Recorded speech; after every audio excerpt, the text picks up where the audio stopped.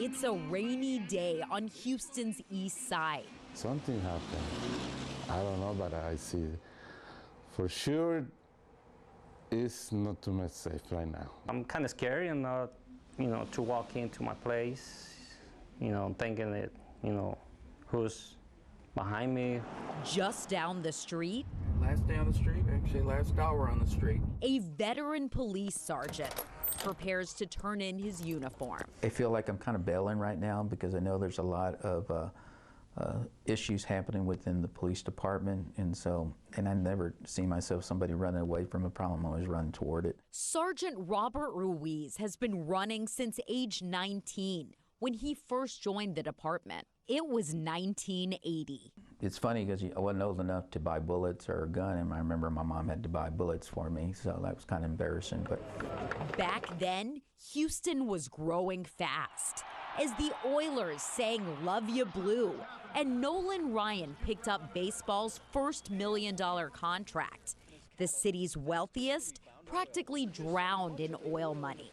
But it was in the early 80s that Houston was dubbed the murder capital of the country. The department is undermanned, has low morale, and has difficulty recruiting minorities. Houston had a record 678 murders in 1982.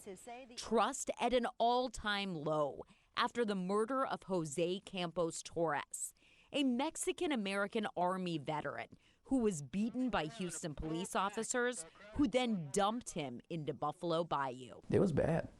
It was bad back in the 80s, for me. I can't say for everyone, I mean, I got called traitor, I got called other words, just for my own community. The chief started a program he called neighborhood-oriented policing. We hated it.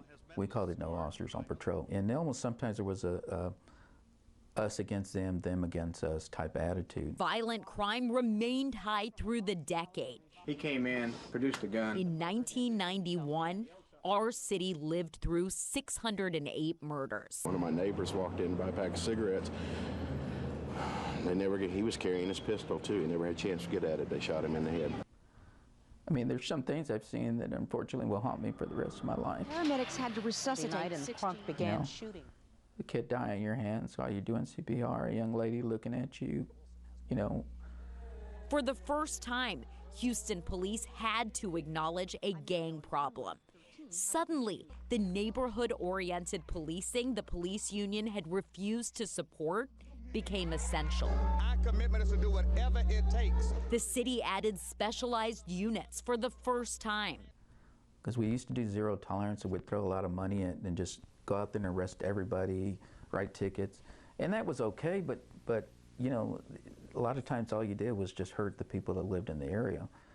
And so we got better at targeting the individuals that were actually committing the crime. Over the next 2 decades, violent crime steadily dropped in our city. But since the pandemic hit, murders are up 71%, and the trends are troubling. Back then, we called Saturday night specials, or 32s, 380s, little guns like that you could buy at a pawn shops. We didn't see the firepower that you see now. But new problems, like 3D printed guns and internet threats, require new ideas. And for this sergeant, every solution is rooted in relationships.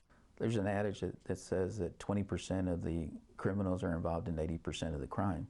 I truly believe that. As this current cycle turns deadlier, Sergeant Robert Ruiz thinks of his wife and also his 5 children, one of whom is proud Houston Police Sergeant Robert Ruiz Jr. I'm proud of my son. And I'm optimistic because of him. I'm sorry. I think I see what he does and his co-workers.